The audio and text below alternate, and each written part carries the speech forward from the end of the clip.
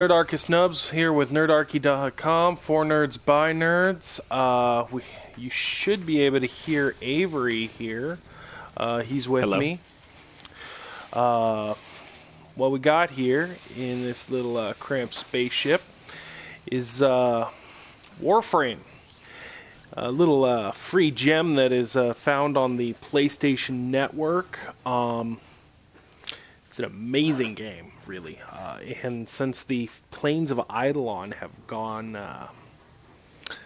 live, which fairly recently, the game has just expanded exponentially. Now, what I'm here for is not so much Warframe itself, though it is a amazing example of what we'll be talking about today. But Avery and I are here to discuss detail in your game. Now, what this means is the difference between, oh, this guy is talking in his sleep, and going into detail of how he's laying, how he's sitting, how he's looking, or even describing the emotions he's portraying or what he's dreaming, etc. I think we can all agree, as gamers and nerds and whatnot, that little detail is nice, especially when you're running the game for the Dungeon Master, but the players can up their game too.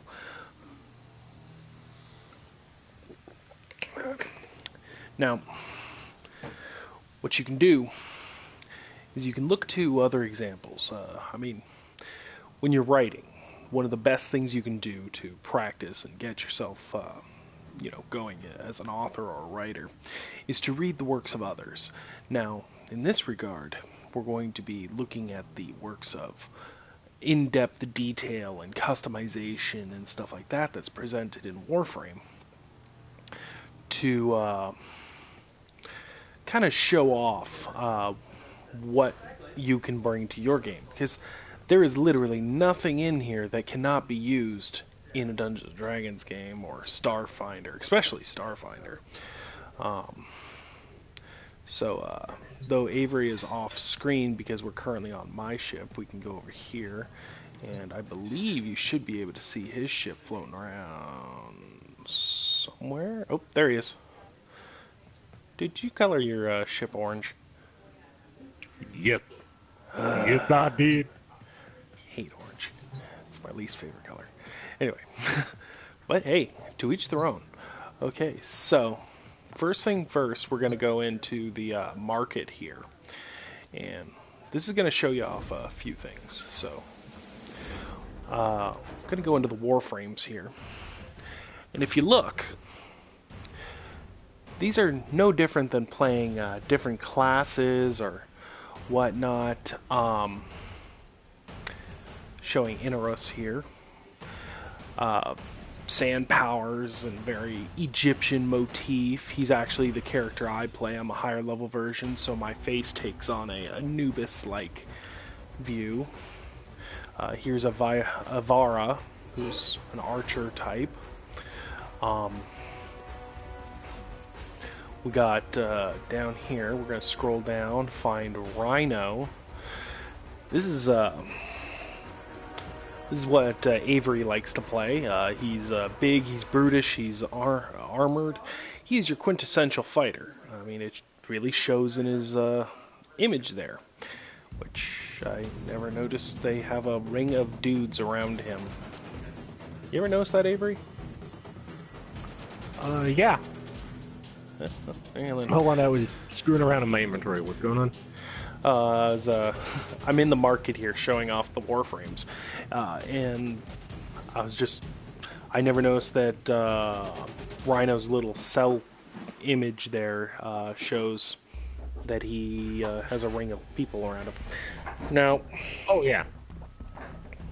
the reason I show these off is because, just like Dungeons & Dragons, Starfinder, etc., you can have multitudes of different races, different classes, and different options for your character. Now, this is the very basic of detail. And backing out of there, let's go over to weapons. Okay. You can see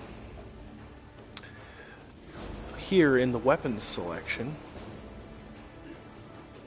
there's all sorts of, oh, I want that. That's cool looking. There's all sorts of options for equipment. Again, very basic detail. This is nothing that Dungeons & Dragons doesn't have. Even options for dual wielding. Classic dual wield pistols. Whereas my friend always refers to it as gun fu. Now, you get on down the list and you got melee weapons. You got all sorts of options for those. And see, what I'm trying to point out, and Avery, feel free to jump in and discuss anything you want on this, is that your equipment can be as in-depth or detailed as you want. For a great example, those who played Pathfinder or 3.5 remember the Tower Shield. Avery actually recently asked me about that. Was that in 5th edition? Is what he was asking. Now, the Tower Shield is not in 5th edition. They just have shields. And the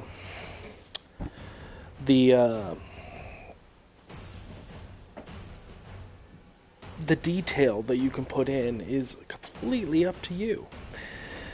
Now, you can say, oh, a shield is a shield is a shield is a shield, or you can say, okay, you got small shields, bucklers, you have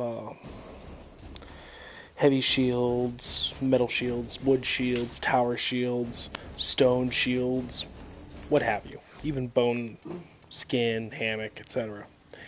You can even have, weapons made of various materials. Like these ones here that I'm showing, the boltus, are kind of looking like they're made of bone, which are really kind of cool. Some of my favorites. Okay, I've not seen this weapon before, but I really like how it looks. Definitely going to invest in that. Which weapon? Causticist. Or Causticist? Yeah. Which one is that? It's a scythe, and it looks like it should go in Nidus. Anyway. Oh, yeah. So, like I was saying, the detail in your equipment is as far as you want to do it. I mean, you can go and do a power creep like 3rd edition Dungeons & Dragons, go really, really in-depth like old school World of Darkness, in their Book of Combat. Now, moving on to detail. Again, we have classes and all that. But what you can do within that is builds.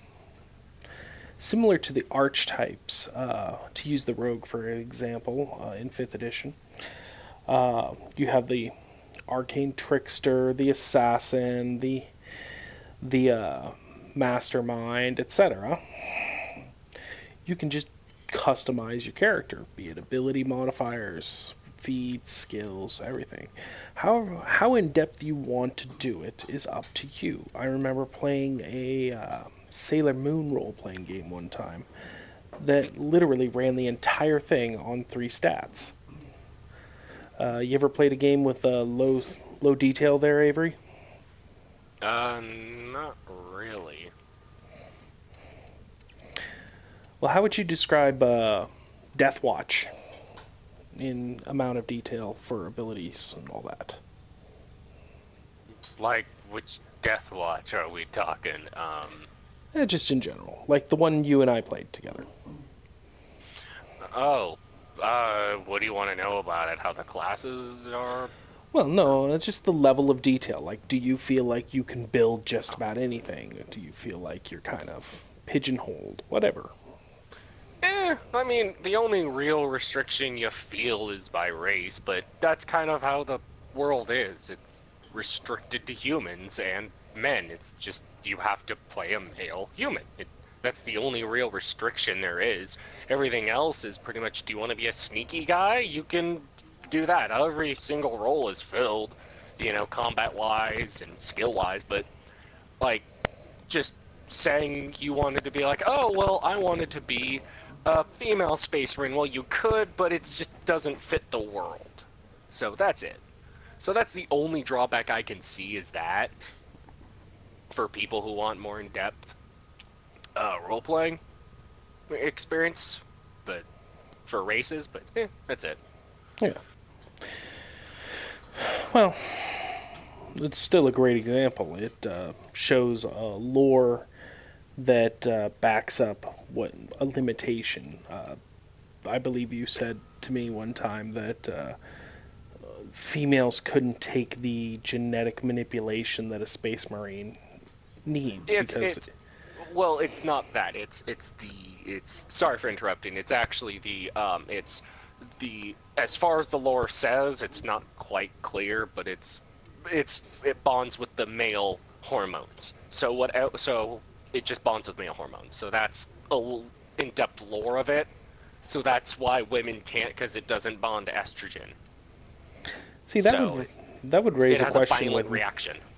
Yeah, that raises a question with me. Is I wonder, just on an offhand comment, I wonder if you could make a space marine out of a transgendered, somebody who's gone through a transgendered person, somebody who's gone through hormone replacement therapy. Well, that actually does exist in Warhammer. I mean, it does. It's just in the lore, most space marines won't consider you as a real space marine. It's just you can do all of that. That does exist, and yes, it could. It's just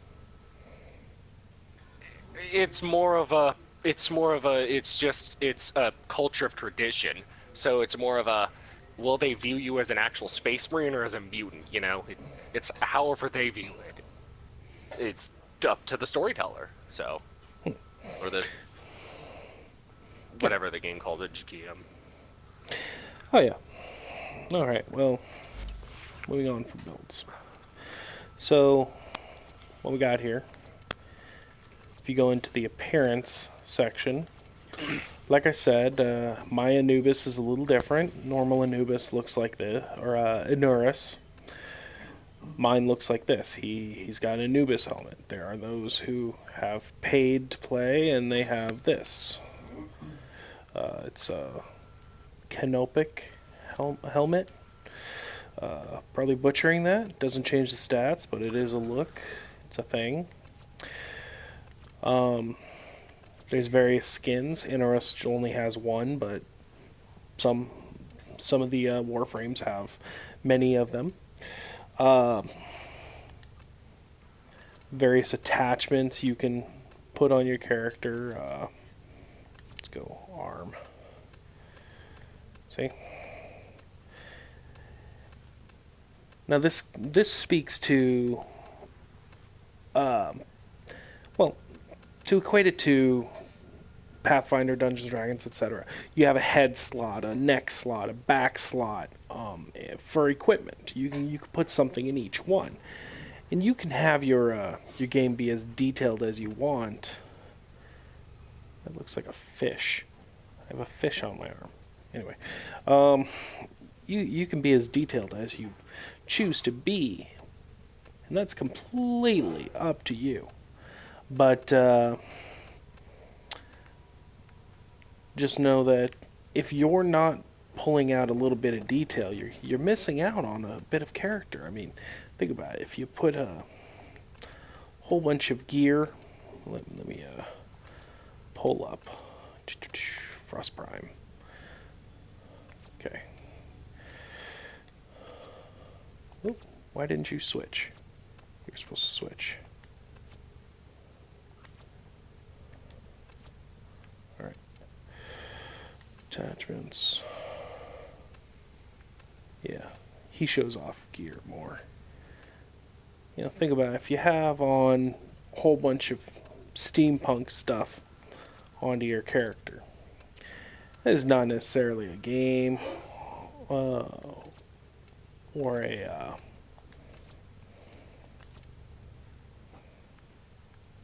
not a game, but a video game necessity thing.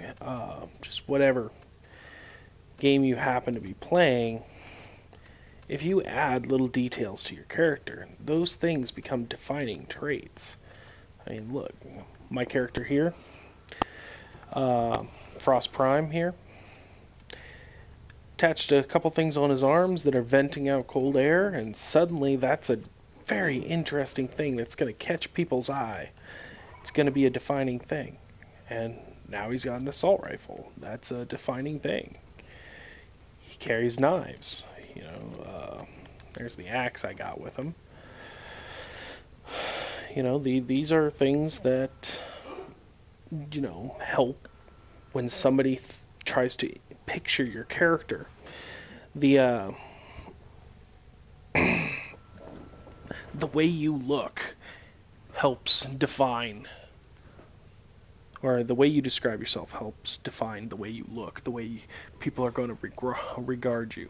If you look like some big, scary monster running around, ready to tear faces off and eat babies, for the record, Nerdarchy does not condone the eating of babies. You're gonna get that result. To use Warhammer 40k again, if you're some 9 to 14 foot tall space marine in armor, people are not going to look at you and say, you know what, I bet you he knows how to do my taxes. That is true. They aren't known for taxes. Or in D&D terms, it's, to use 5th edition, it's, define what your fighter looks like, because if you don't define it, if you say, oh, well, he's a big dude and or a paladin, let's use a paladin, he has full blade, a holy shield with a holy sword, someone's going to go up and go, I think he has a wizard book I can borrow. Not only that, but, think about that Illithid you had in our game recently. The way you portrayed him, or the Illithid might not be a PC example. Yeah, Eben. We should use Eben as an example. Eben Gray's great. Eben, that Weasley little rogue we met who led us to the Illithid. That would be an even better example. The way you described him immediately set every player at the table thinking of how they react to him, how they view him. Like my character hated him. My character is very serious and, kind of dour and whatnot. He hated him. While Sean, who is one of our gamers, he seemed to like him, No. Well, I like him as a character. Sean is present. You can hear him in the background. Yeah. Anyway, exactly what Avery was saying. You don't go up and ask the big hulking brute for a wizard book, but it also that sets up the emotion behind the characters. Now, to go a little bit further, Avery, if you're wanting to go along with me, I'm in the upgrade mod screen for a weapon, melee weapon. Okay. So, all right. So, to use 5th edition Dungeons & Dragons again, when you're describing your equipment or you're designing your equipment or whatnot, the various editions have had attack speeds and various other stats that have come and gone. Some stick around, like attack bonus, and some like damage bonus, etc. And some have gone away, like attack speed. Various weapons had were slower, some were faster, etc. And that's all a level of detail. You can have it as complicated or as simple as you want.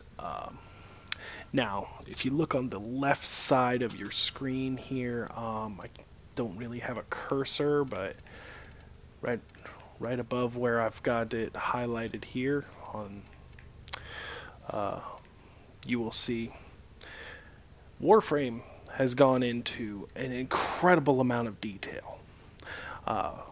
They have the attack speed, how much energy you use up when you're channeling energy to enhance your strike, not your normal strike, but an enhanced one. How much is it enhanced? Your critical chance, 20% on a D20, 20% is roughly 16 to 20. Critical multiplier is, 17, 18, 19, 20. My bad. 20% chance is 17 to 20, not 16. Critical multiplier is how much bonus do you get, or a critical, yeah. Leap attack is what happens when you do this attack. Spin attack is what happens when you do that attack. What's your chance of inflicting a status effect, i.e., your big ass hammer smashing a bone, or your sword slicing somebody open and making them bleed all over the place, or a dagger hitting a kidney and causing the person to, bleed all over the place. For some reason, wall attack is separate than that. That's kind of weird, Avery, that they have it like that. Okay, so when you're doing your detail, make sure you have everything in the right order. Seriously, leap attack, spin attack, status, wall attack. That's gonna bug me. Like, a lot. Anyway, moving on. Then you get your damage types. 5th edition has a lot of them.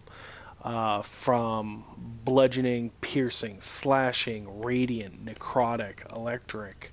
You have pissed off the DM and he just erases you out of existence. There's a few options on how to die, or to make other things die. Warframe does this by having every weapon that you can wield do a mixture of damage. Mine does impact 28.6, puncture 51.5, slash 366.1, electricity 128.7, and viral, which is the combination of poison and cold, 343.2. How about you, Avery? What's yours do? My melee weapon? Yes. Alright, let me get after that was just something else. So it's at attack speed is 0.08, channeling cost 5, all that stuff is just in-game stuff. It's a very good slashing weapon. It has 53.9 damage for slashing, and then piercing is just 11, and impact is at 11.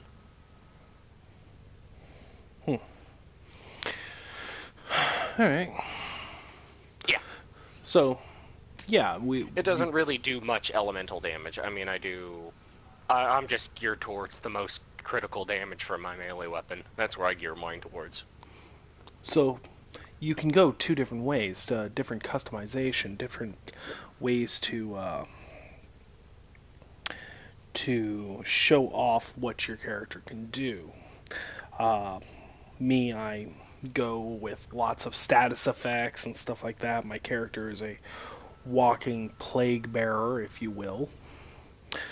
While you tend to beat people into a squishy paste.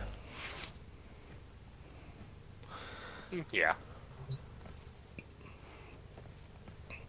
So yeah, there's lots of ways you can add detail, and you can think of everything from the attack speed, reload speed, the way your weapon presents itself. Like, does it shoot a bunch of lasers going pew pew pew, or does it shoot giant rail spikes that explode like in Warhammer? Does it shoot little bullet balls of lead like a not a Renaissance, Musket. a musket? Yeah, thank you. Furthermore, is a weapon in your hand your only option? Here we have Lucy, as I've called her. She is my Kubro, and or Kavat. Apparently, they have two different names. A big hound type dog. It's able to help me out in my adventures. There are multiple options of them. I'll go over here and show it off. Universe, companions. Yeah, see? There's the Chessa, the Raxa, multiple options.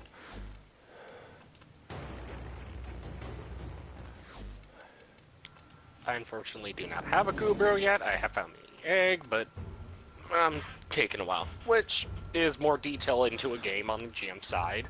You know, don't just give your player something. You know, make them work for it in roleplay.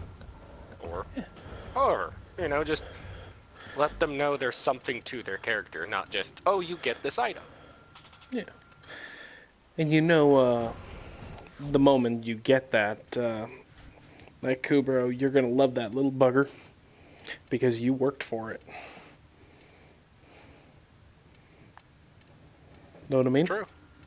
Yeah.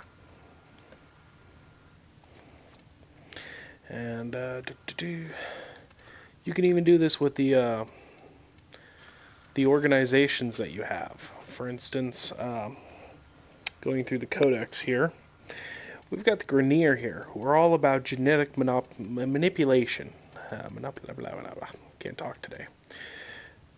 And you can see they worked with some creatures similar to the Kubro. They've worked with themselves. They do all sorts of manipulations. And then heavily armor themselves from there. These guys are one of the Drakh are kind of like dark Kubro. You got the Corpus, who are all about cybernetics and whatnot. They're kind of as close to human, like normal human, as you're going to get in this game. Infestation, who are other creatures that have been completely corrupted by a parasitic fungus.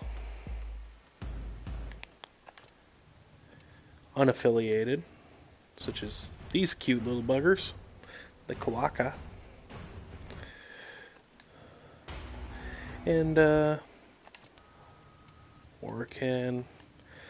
Now, what you might notice, and the reason why I'm bringing this up at all, is because you'll notice each faction has specific themes, colors, ways they hold themselves, things they do to themselves that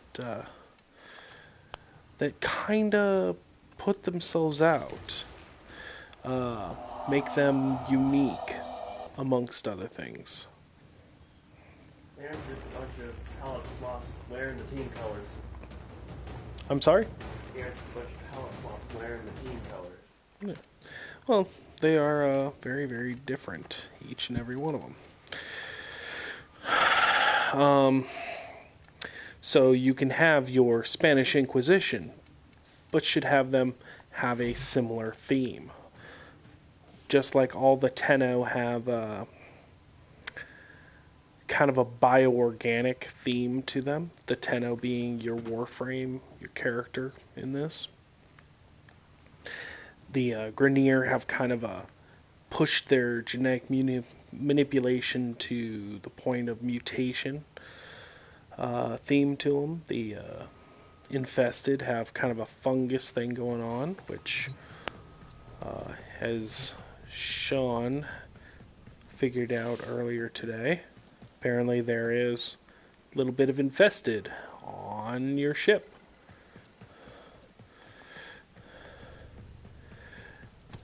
I'm gonna take Avery and I over to Earth. Oh, there's another chance to show detail. Your universe does not have to be one small little thing. You can have all sorts of planets, moons, everything. Travel where you want to go. Each area can be completely different from the other. And Avery and I are going to be heading over to the Plains of Eidolon in just a second to show off detail in a world. Just talk and chat. You'll notice Avery's ship looks different than mine. Mine's purple. We have some random pickup person that just joined us. You'll be able to see them, but not hear them. Apparently he goes by Uncle Daddy 91. It's a weird name. Kinda makes me think of like redneck, stereotype, South type thing. Yeah. A bit. Alright, so we are in the Plains of Eidolon. Ooh, lag spike. What's going on? Alright. Here you can see Avery. Or you did. Where'd he go? There he is. Yep, he's got his rhino. And he is heavily armored. He's got a companion with him. All sorts of ways of detailing. You will see he's completely different than me. Looks like Uncle Daddy might actually be the same thing as me. I'm not sure what he's up to. But you see, common forest. You can see it in 1,000,000,001 planets and everything. But if you look, oh look, here's water that has this energy type stuff coming out of it. And it recharges shields. You know, more in depth in a world. Yeah, You know, but you'll notice it also drains your energy. Again, depth and detail. See the vapors coming out of the ground here? Ways to describe your world that make it unique. Oh, wow. Oh, yeah. Hey, Avery, you ever look up during the nighttime? Oh, yeah. You can actually see the Milky Way.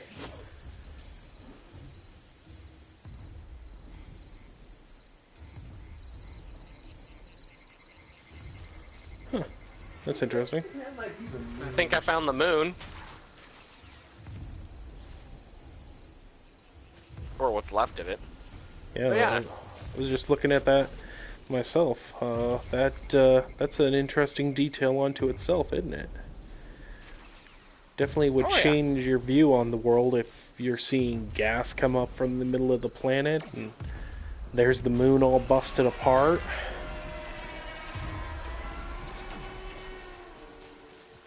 And something gigantic just showed up. Oh, and look. Giant monsters.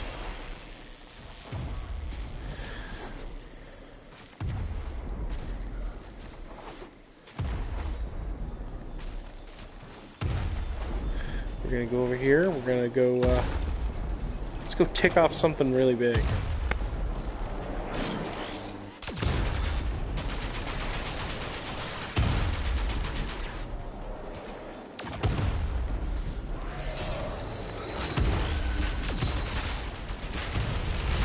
Come on! Shoot it! Whoa! Oh, that does a lot. Oh, And that does you a lot of see- damage. This shows a lot. You have an alpha predator like this, and suddenly it makes a lot more sense that you're not seeing a whole lot of little creatures running around the planet.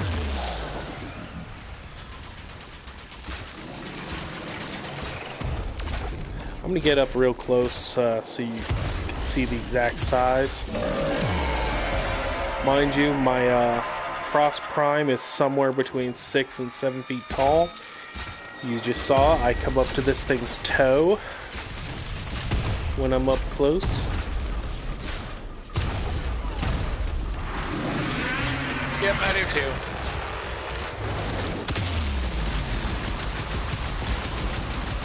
And that dropped all of my shield. I am down. Another way to describe things. Revive them.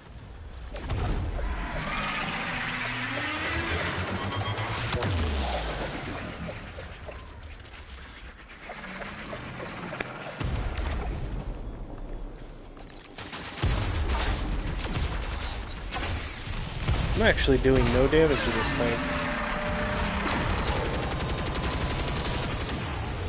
Yeah, same here. Yeah, I think we have to have an Arcwing up. I think so. Which just goes to show. Which adds more depth to the world. Yep. And I'm gonna run away and show. Oh look! Runes. How does your world have its history? Great ways to show off all sorts of detail is by going into the history of your world. Were they once a Roman culture? Were they once this, that, or the other thing? You know? Was there spaceships that crash landed here a long time ago, like what I just found?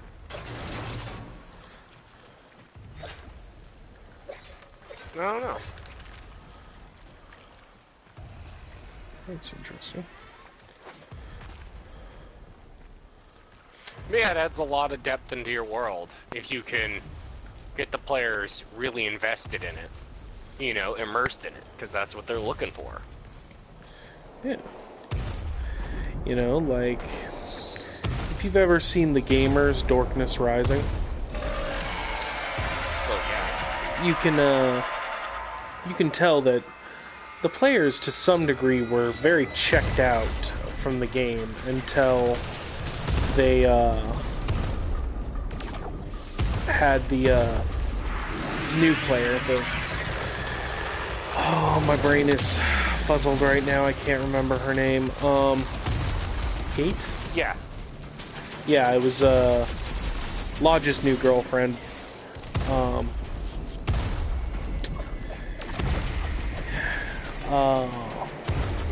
And she's a dynamic character, an amazing actress. Just can't remember her name right now. It's just driving me ape. Anyway, she came in and she had this emotional investment in her character. She had built from the ground up, and through the course of that, actually ended up bringing Gary and the rest of them into their game more and more, because she had not just, oh, I'm a fighter, I have, you know, hit points out of the butt and high armor class and, you know, this, that, and the other thing that is stereotypical. She actually had some depth and some way of showing off her character that really gave into her character. It really showed that her character is a character. It's not just a bunch of stats. You know? Exactly. And yeah, if stat play is your thing, it's cool, but what's more interesting is if you can play in an in-depth world with an in-depth character. Because that's where it really gets fun. You know, where you can open up into a world, you know, advance your character, get invested in the storyline, invested in your character, you know, feel for when someone dies, or, you know, and enjoy a wrapped up story. Yeah, not be so divulged from your, or not divulged, divergent from your story that you forget that Nodwick is sitting there at your chest for 4 months, guarding your supplies, and it's, you know, you actually remember NPCs, you remember who people are, what they do, their hopes, their dreams. Give your character a reason to want to be a hero. Exactly. I was just squished into paste.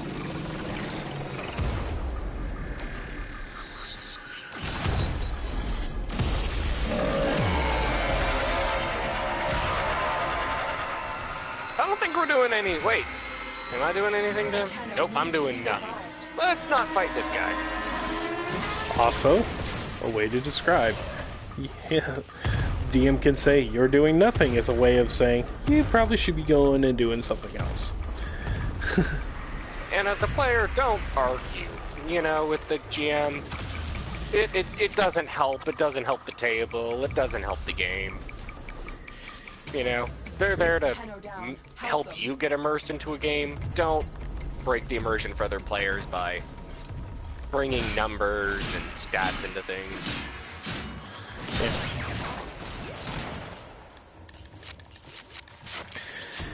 And as you can just saw, I hacked the probe, and that's another way. What are some things that make your world unique that you can do? I know the lock-picking mechanics in Bethesda games are very, you know, iconic at this point. But one has to remember the fact that that is something that is described, that is used for variety in their world.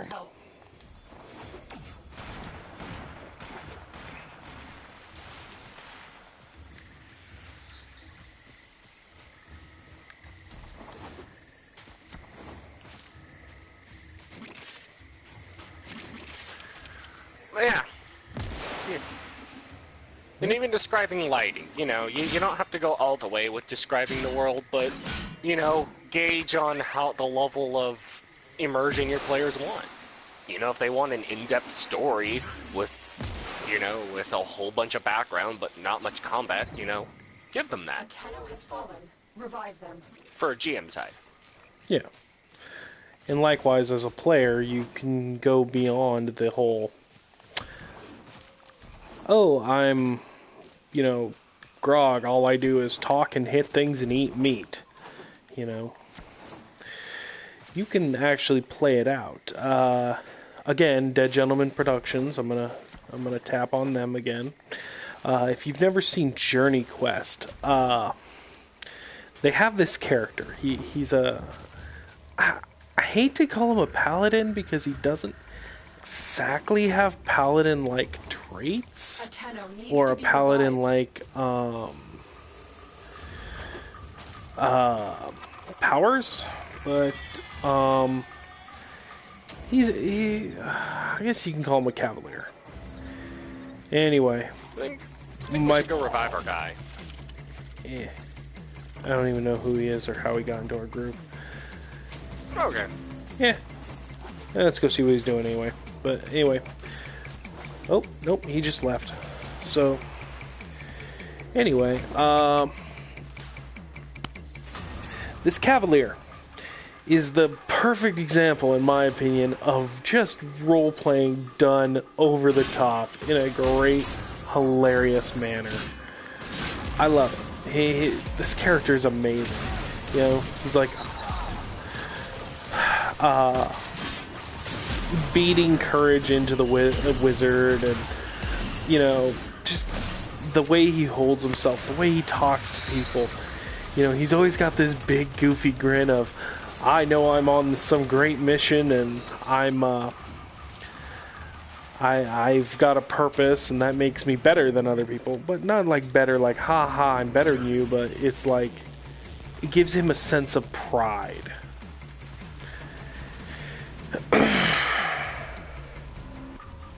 Piercing damage hurts these guys. Interesting. What guys? Oh, these little flying thingies. Huh. I don't know what they are, just see them fly around.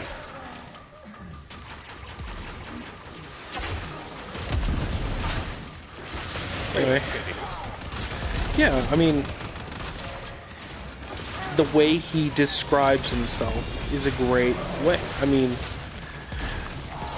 a great thing. Like, my Warframe here is a bit like, or actually, many role-playing game heroes are like this. The most famous of which is Link. They're silent protagonists. You know, it becomes a trope of theirs, but it doesn't have to be. Think about it. You got the growth and birth, or not birth, but, the rising of a hero in Star Wars is a great example. You get to be alongside Luke Skywalker as he goes from this useless teenager who's just kind of on the backwoods of everything, doesn't really do anything, doesn't really have a purpose. You know, and he rises up to become a Jedi Master. And there's no reason your character cannot have those same details.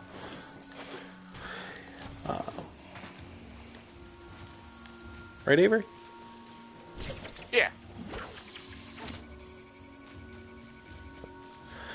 A great example from literature is, have you ever, Avery, have you ever read the Aragon books? No. Oh, you really should, dude. They're amazing. I've read The Road, though. The Road? Yeah, it's a really good book. I'd suggest reading it if you haven't. It's a great post-apocalyptic survival book. Just read it. Okay. It's good. Well, I'll look into it. There's a movie of it. I'm waiting over by the city entrance. I know. Well, if you join me over here, it'll give us end credit. Yep, I'm going. Yeah. Yeah, so the Aragon is a great example of details being used to slowly build and enhance a character, making them more than they once were. I don't know how they got in and killed them.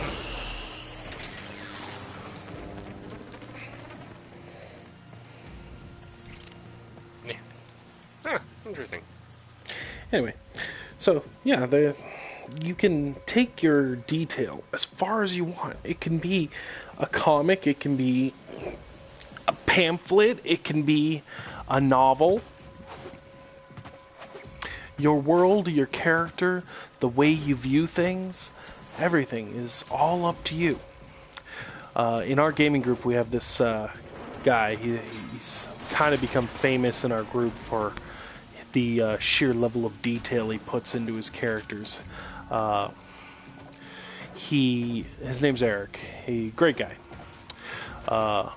Very impressive beard, but that's besides the point.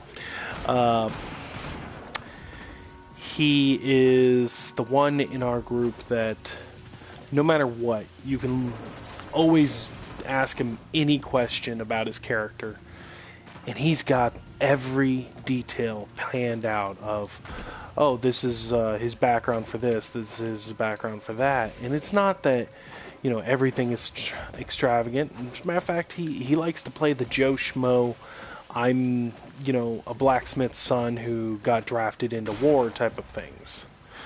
You know, he's not everybody's hero. He's just what he needs to be. And that's a great thing. Avery, you can probably describe Eric's level of detail or give an example of how it's impressive. Well, just about how he builds his characters, you know. He actually, like you said, he goes into great detail. I mean, if he's going to play a hero, he goes into detail about his hero, you know. Or he's just now building a kobold, arcane knight who has a scar in his eye explaining, you know, why he has a low charisma, you know, or why he has this certain background, expanding on the background as saying, oh, I have a scarred eye from a fight, and I talk about it a lot, you know, which is usually what the what the background says, but he actually made an in-depth story about it. Like he's surviving an orc horde or something, you know. Yeah, isn't that how he came across the haunted one background? Well, that's because he picked the haunted background. You know, he saw it gave him bonuses to his skills, but he didn't just use it for the bonus. You know, he went above and beyond, and realistically picking what the backgrounds are truly for. You know, Yeah. not just stat bonuses. They're there to expand your character. Sure, they give stat bonuses, but those are for oh, your character was a soldier, so go into detail why is that why he's a fighter? Probably, but go into it why, Yeah. Just going on. Well, that's essentially what 5th edition has done with the bonds, ideals, flaws, and what was the character trait? Personality trait or something like that. Yeah, they have come up with a system that essentially blends mechanics with detail of background. Essentially bonding the old school and new school gaming styles. Like Avery, you're a bit young to remember this, but back in 1st and 2nd edition, you really had two types of players. You had those who crunched the numbers, and you had those who pushed the role play of things. There was not a whole bloody lot of people in between. And I'm getting a message that says I need to go. Awesome. So, yeah. I think I have to wrap this up due to something I just got. Yeah. But yeah, the old school gamers were what is now known as a power gamer, and then you had the role player and the background systems in 5th edition, and little bit in World of Darkness with their flaws and merits. They add mechanics to the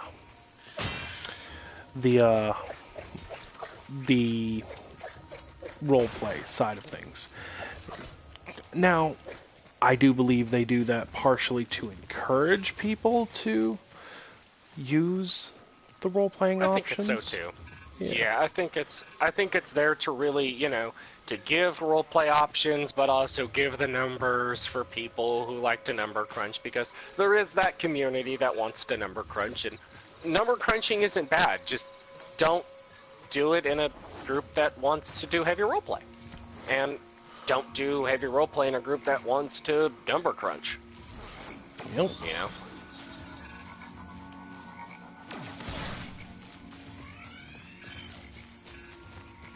But yeah, just give your character, if you're building a fighter, or a barbarian, don't just make him about running up front and hacking and slashing. That's not, you're going to get bored of it. You're going to be seeing the players team up or do their roleplay actions, and you're going to get, like, well, why can't I do anything in roleplay? Well, you didn't build towards it. So, that's all. Oh, yeah. But, whoa, what's this? Huh. In-game mail. Which actually gives me another idea. Great way you can drag your players kicking and screaming into the lore of your world. Send them in-game mail. I've done it a couple times. Works well.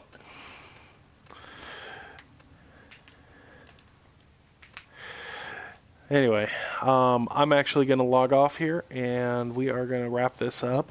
We just wanted to use a great form of detail, such as how you can describe a character. I just had an idea. Right. You can go very simple and basic, like this, or you can have details added. Like this. The difference between regular and prime. What you do with your character, what you do with your world, is up to you. But every little bit of detail you have put into it is going to come back 1,000-fold.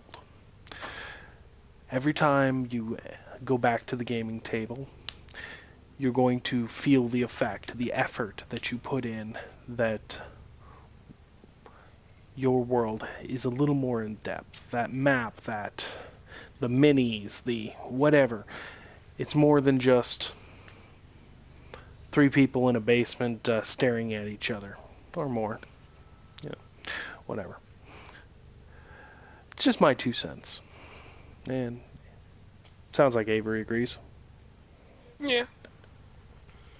Yeah, it gives the group something more. It's a little bit more, to the game.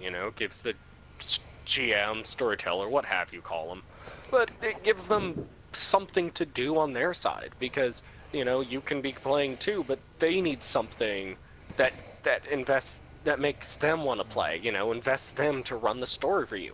So giving your character depth and more immersion into their world helps them out. Yeah, gives them gamer fuel. Just like their world drives you, your character drives them. They want to help you advance in the world. They want to help you, have a more enriched gaming experience. So yeah, you got to get back a little bit. A little bit. Just a little bit. But yeah. Yeah. So, yeah, that sounds like the idea is across, and we've shown that, well, there's, as you can see on the right side of my screen here, there's a way to do detail really, really far, and there's some entertaining ways, like the way I have some ribbons gently flowing off my character, or the way Avery's character is a big and heavy and leaves a quake behind him when he walks. There's plenty of ways to show off your character being different, being unique, tied to the world. Yeah. Like do they have religious symbols? Or a sign of fealty to a king.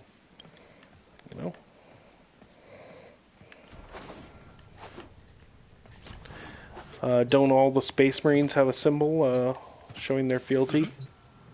Yeah. It's more just chapter insignia, but yeah. It's chapter insignia.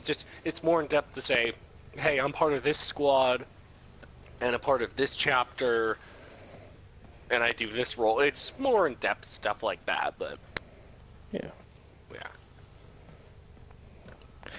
And even just taking small environments like a tavern and describing the layout of the tables, or what's on the walls, or what decorations are there, what is bringing those customers in. Like in Dragonlance, they have Otik's spiced potatoes are so famous that people actually went and figured out how to make them in the real world.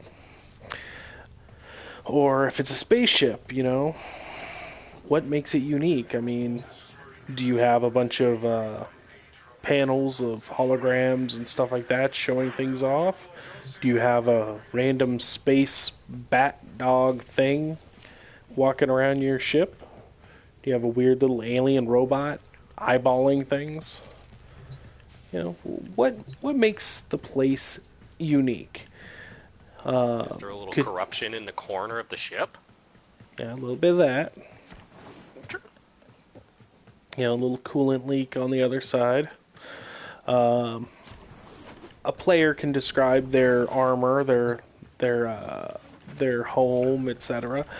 The DM can set up the world in this regard and all that. Yeah, it's really good. All right, so we're coming up right on an hour, so we're going to cut it right here. Once again, this is Nerdarchist Nubz here with, we got a guest, a friend of mine, Avery, decided to jump in with us. We are from, well, I'm from nerdarchy.com, for nerds, by nerds. We're here today describing, we described ways to add detail and description and in-depth and bring people in and all that into your world, where you can go above and beyond just, I'm a warrior in plate mail. You know? Yeah. Or it's a bar. The bartender is a kobold. Well, also, yeah, and there's also another part of it. You know, let's say there is multiple fighters in a group. You know, this also applies to setting apart your fighter from the other one. You know, is it? You know, it can just be. It can. Sorry, let me rephrase. It can be more than just, I have a bow. He uses a sword and shield. You know, it's, well, my character's a tiefling, and he has this, and he does this. You know, and his armor's this colored. You know. Yeah. Like, give, you know, bigger differences between the two characters. Yeah. Sounds like a very, very good point. Well said. Yeah, it's something you can come across that, you know, if you're getting new into D&D and you want, or into any role-playing game, and you really want to more characters, that's really how it goes. Mm-hmm. More in-depth characters. Yeah. All right, we're gonna log off now. So, you guys have a good one. Stay nerdy.